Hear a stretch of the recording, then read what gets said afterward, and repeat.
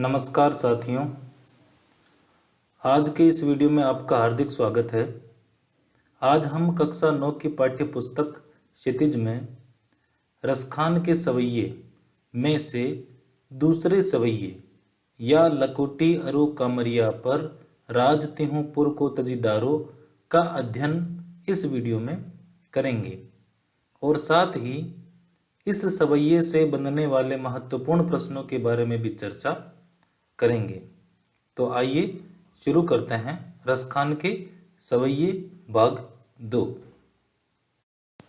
एक बार हम दूसरा सवैया पढ़ लेते हैं। या लकोटी अरु कामरिया पर राज तिहु पुर को तजी डारों, आटहु सिद्धि नवो निधि के सुख, नंद की गाय चराय बिसारों, रसखान कबो इन आखिन सो, ब्रज के बन बाग तड़ांग निहारों, कोटिक एकल धोत के धाम, करील के कुंजन ऊपर वारों। साथियों, रसखान के जो सवैये आपकी पाठ्य पुस्तक में संकलित हैं, यह ब्रज भाषा में लिखे गए हैं। चूंकि रसखान भक्ति काल के कवि माने जाते हैं और भक्ति काल में अवधी और ब्रज भाषा दोनों ही प्रचलित थी। भगवान श्री कृष्ण को लेकर और उनके बारे में जितना भी काव्य लिखा गया वह अधिकांश ब्रज भाषा में लिखा गया। ठीक है साथियों, अब हम इस दूसरे सवैये की व्याख्या भावार्थ सहित जानेंगे, पर उससे पहले इस दूसरे सवैये में क्या बताया गया है उसके बारे में जान लेते हैं।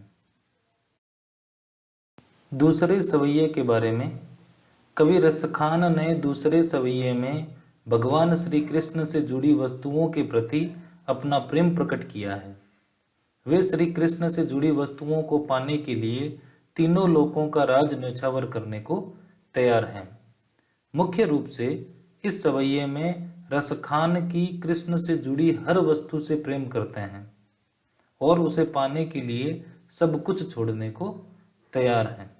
ठीक है साथियों, अब हम इस दूसरे सवैये की भावार्थ सहित व्याख्या जान लेते हैं।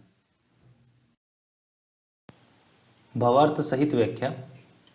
साथियों, जैसा कि अभी हमने जाना था कि रसखान भगवान श्री कृष्ण की प्रत्येक वस्तु से प्रेम करते हैं और उनके प्रति अपना लगाव प्रकट करते हैं, तो भगवान श्री कृष्ण की वस्तुओं के प्रति प्रेम प्रकट करते हुए इस सवैये में रसखान कहते हैं, या लकोटी अरु कामरिया पर राज तिहु पुर को तजी डारों। साथियों, यहाँ लकोटी का अर्थ लाठी, कामरिया छोटा कंबल, तिहु पुर यानी तीनों लोकों यानी तीनों नगरों तीनों लोकों को तजी डारों यानी छोड़ दूं।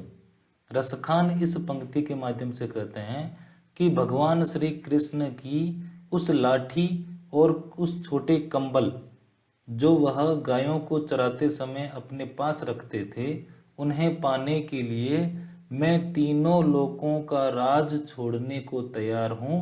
अर्थात उन दो वस्तुओं लाठी और छोटे कंबल को पाने के लिए मैं तीनों लोकों का राज न्योछावर करने को तैयार हूं। या लकोटी अरु कामरिया पर राज तिहु पुर को तजी डारों।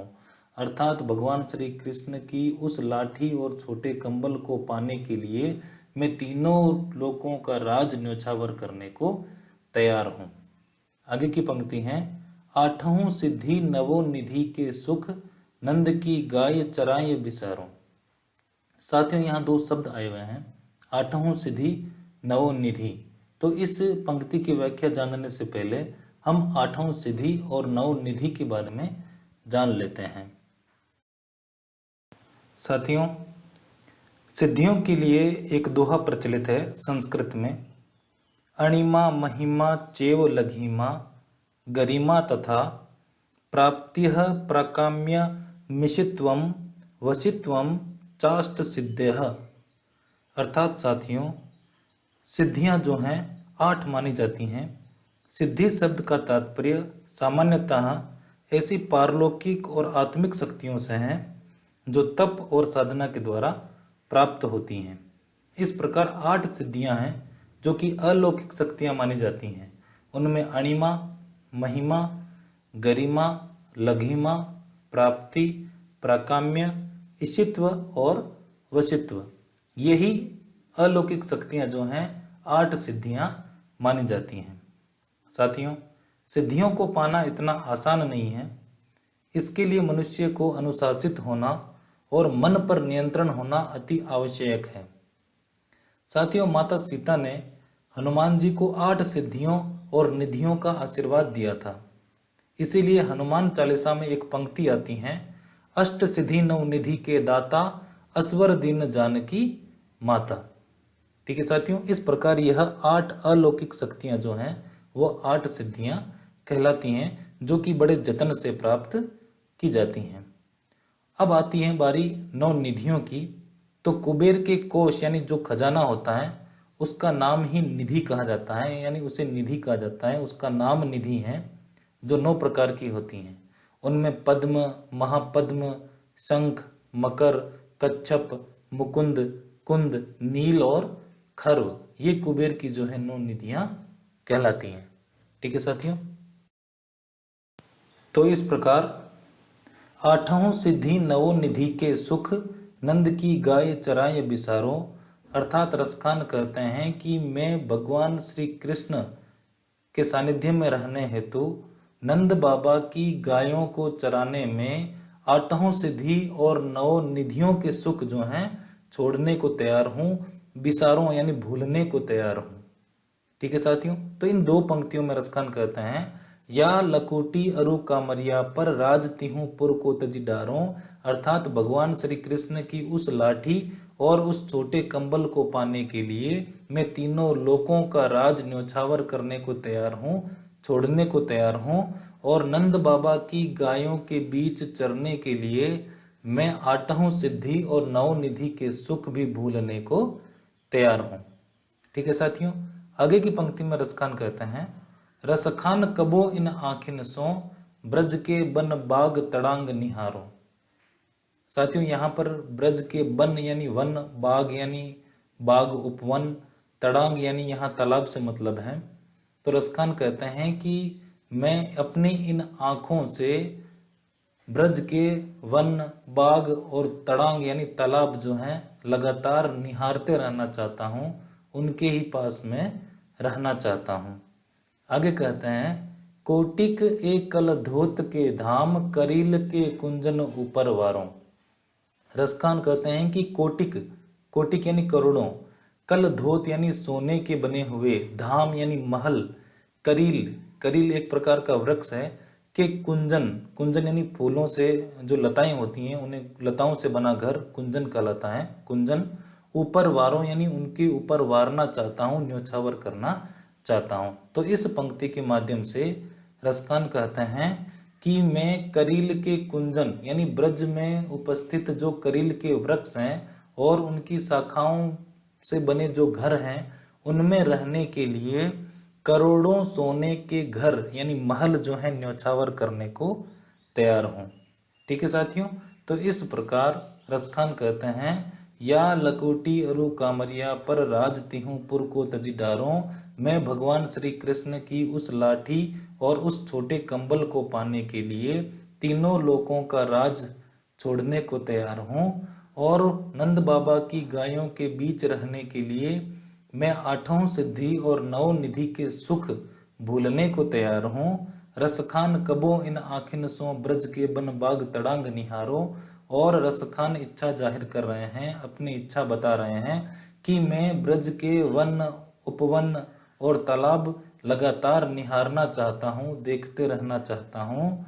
और कोटिक एकल धोत के धाम, करील के कुंजन ऊपर वारों। और करील के कुंजन यानी करील की लताओं से बने हुए घर में रहने के लिए सोने के बने करोड़ों महल में न्योछावर करने को तैयार हूँ। ठीक है साथियों, अब हम एक बार इसकी सरल व्याख्या जान लेते हैं। सरल व्याख्या इस प्रकार है, या लकोटी अरु कामरिया पर राज तिहु पुर को तज डारों। रसखान इस सवैये में श्री कृष्ण से जुड़ी वस्तुओं के प्रति अपना प्रेम प्रकट करते हुए कहते हैं कि श्री कृष्ण जिस लाठी और कंबल को लेकर गायों को चराने जाते थे, उसे पाने के बदले मैं तीनों लोकों का सुख त्यागने को तैयार हूँ। तीनों लोक अर्थात देवलोक, भूलोक और पाताल लोक का सुख जो है त्यागने को तैयार हैं। आठों सिद्धि नौ निधि के सुख, नंद की गाय चराएं बिसारों। कवि नंद बाबा की गायों को चराने के बदले आठों सिद्धियों और नौ निधियों का सुख भी भुलाने को तैयार हैं। रसखान कबो इन आखिन सो, ब्रज के बन बाग तड़ाग निहारों। रसखान आगे कहते हैं, मैं अपनी इन आंखों से ब्रज भूमि के वनों, बागों और तालाबों को देखते रहना चाहता हूं, तथा कोटिक एकल धोत के धाम, करील के कुंजन ऊपर वारों। तथा करील के वृक्षों की लताओं से बने घरों में रहने के बदले करोड़ों सोने के महलों का सुख त्यागने को तैयार हूं। अर्थात रसखान अपने प्रभु का सानिध्य हर हालत में पाना चाहते हैं। ठीक है साथियों, यह तो हुई इसकी भावार्थ सहित व्याख्या। अब हम इससे बनने वाले महत्वपूर्ण प्रश्नों के बारे में चर्चा कर लेते हैं। साथियों, इस सवई से बनने वाले महत्वपूर्ण प्रश्नों में प्रश्न संख्या 1, रसखान तीनों लोकों का राज किसके बदले छोड़ने को तैयार हैं। ठीक है, तीनों लोक यानी देवलोक, भूलोक और पाताल लोक का राज किसके बदले छोड़ने को तैयार हैं। दूसरा प्रश्न, कवि आठों सिद्धियों और नौ निधियों को किसके बदले भुला देना चाहता है। अर्थात ऐसी कौन सी वस्तु पाने के लिए कवि जो है आठों सिद्धियों और नौ निधियों को भी भुला देना चाहता है। तीसरा प्रश्न, कवि ब्रज के वन, बाग और तालाब क्यों देखना चाहता है। चौथा प्रश्न, इस सवैये में किसकी अभिव्यक्ति हुई है। अर्थात इस सवैये में क्या बताया गया है। ठीक है साथियों। पांचवा प्रश्न, ब्रज क्षेत्र की करीलों पर कवि क्या निछावर करना चाहता है। छठा प्रश्न, कोटिक एकल धोत के धाम में कौन सा अलंकार है। साथियों, आपको इस पंक्ति में अलंकार पहचानना है कि कौन सा अलंकार इसमें है। अंतिम प्रश्न, करील के कुंजन में कौन सा अलंकार है। ठीक है साथियों, इस प्रकार दूसरे सवैये की व्याख्या भावार्थ सहित, शब्दार्थ सहित और महत्वपूर्ण प्रश्नों सहित जो है पूर्ण हुई। आप सभी का बहुत बहुत धन्यवाद।